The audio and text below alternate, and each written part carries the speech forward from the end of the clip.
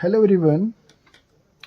इस सेशन में हम बात कर रहे हैं कि एक अल्टरनेट सोर्स में एक इंडक्टर कैसे बिहेव करेगा। तो हम यहाँ पर देखते हैं कि AC source, AC circuit with inductor only, inductor only. ठीक है, एक इंडक्टर के साथ वो कैसे बिहेव करता है अल्टरनेट, या हम कह सकते हैं कि behaviour of inductor in alternate source. ठीक है, अल्टरनेट सोर्स में कैसा बिहेवियर उसका है। चलिए, सबसे पहले तो हम एक इंडक्टर ले लेते हैं। Inductor mean solenoid coil type का, है ना। तो ये हमने एक इंडक्टर ले रखा है। इस इंडक्टर को हम कनेक्ट करते हैं विद अल्टरनेट सोर्स। ठीक है, ये हमने अल्टरनेट सोर्स के साथ इसको कनेक्ट किया। अब हम कहते हैं कि भाई करंट का वैल्यू जो I है वो I कितना होगा।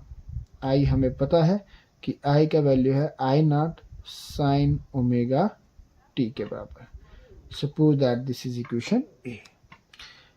इस कंडक्टर का अगर कंडक्टेंस वैल्यू L है तो अक्रॉस द इंडक्टर EMF जो हमने कहाँ पे पढ़ा था, सेकेंड फैराडे लॉ में हमने पढ़ा था, E is equals to D phi बटे में D T, and that is equals to E is equals to minus L D I बटे में D T, which is induced EMF। ये हमारे पास क्या है, इंड्यूस्ड EMF।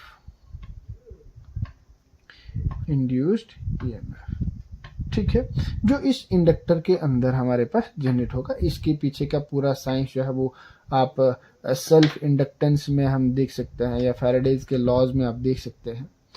तो in order to flow the electric current in this inductor we have to apply the EMF exactly equals to this, है ना। In order to maintain या इन order to flow, है ना, in order to maintain current I, a source of EMF must be equals to जो applied में बात करते हैं कि अप्लाइड EMF किसके बराबर होना चाहिए, एग्जैक्टली इसके बराबर होना चाहिए या तो इससे बड़ा होना चाहिए, है ना।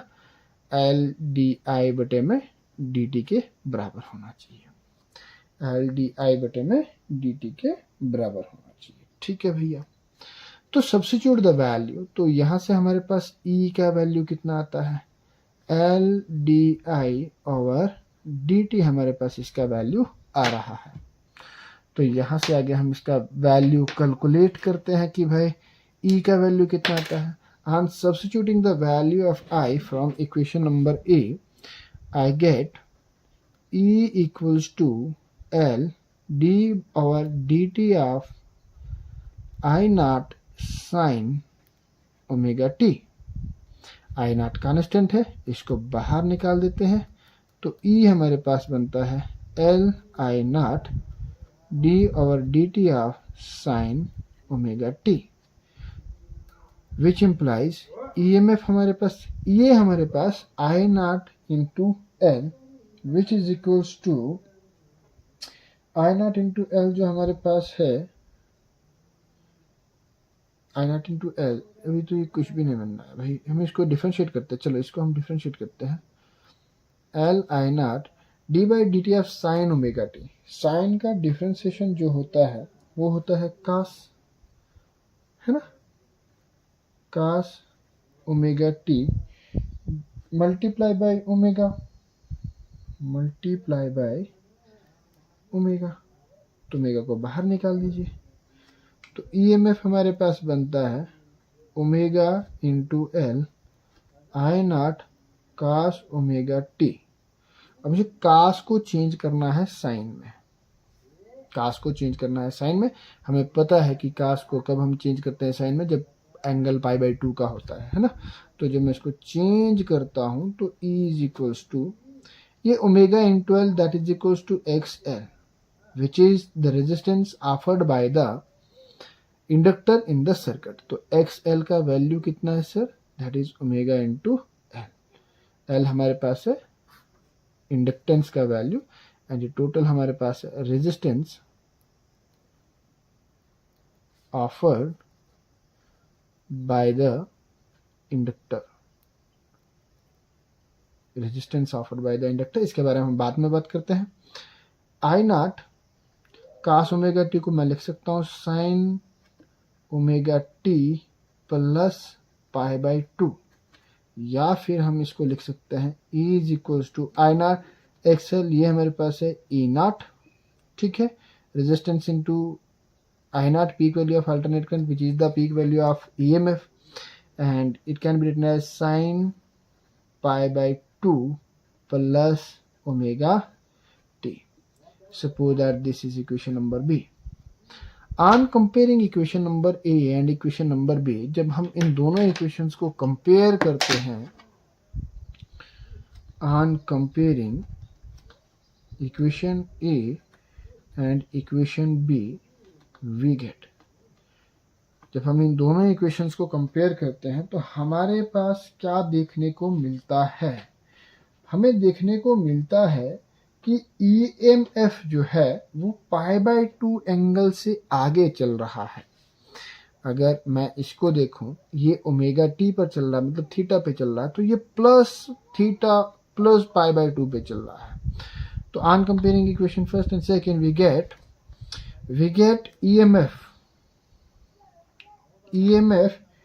EMF क्या कर रहा है, EMF लीड कर रहा है, EMF लीड कर रहा है करंट को, या फिर हम कह सकते हैं EMF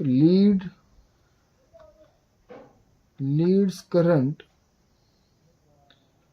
बाय पाई बाई 2, या फिर मैं ऐसा कह दूं कि भाई current lags behind EMF, current lags behind EMF by pi by 2। बात तो सेम होगी ना, है ना। तो अगर हम इसको समझने की बात करते हैं कि सर है क्या, कहता क्या है, तो कहता यूं है, अगर मैं इसको ग्राफिकली रिप्रेजेंट करने की कोशिश करूं तो ये कहता क्या है, ये कहता है सर ये मेरे पास टाइम, ये मेरे पास EMF एंड करंट अगर मैं लेता हूं तो थ्रू अ इंडक्टर हमारे पास अगर ये करंट चल रहा है, अगर मेरे पास ये करंट चल रहा है आगे की तरफ, तो EMF कैसे चलेगा, EMF पाई बाई 2 पर आगे चलेगा।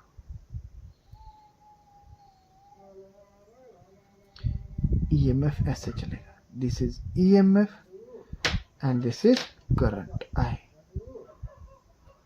पाई बाई 2 एंगल पर आगे चलेगा। या फिर मैं इसको दूसरे हिसाब से रिप्रेजेंट करूं तो ये हमारे पास है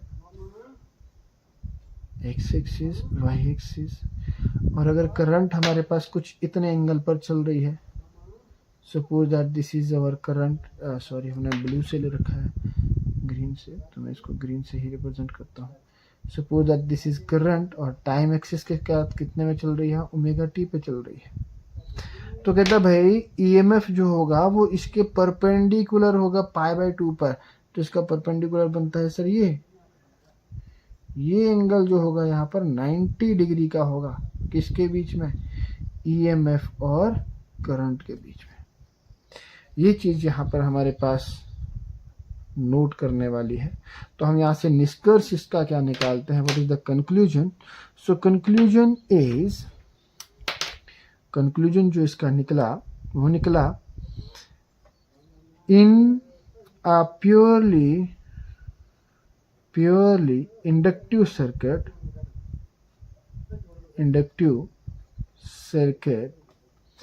EMF या करंट I lags behind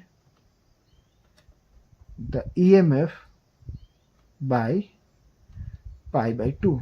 ये बहुत इंपॉर्टेंट चीज है, इस चीज को याद रखना, ठीक है।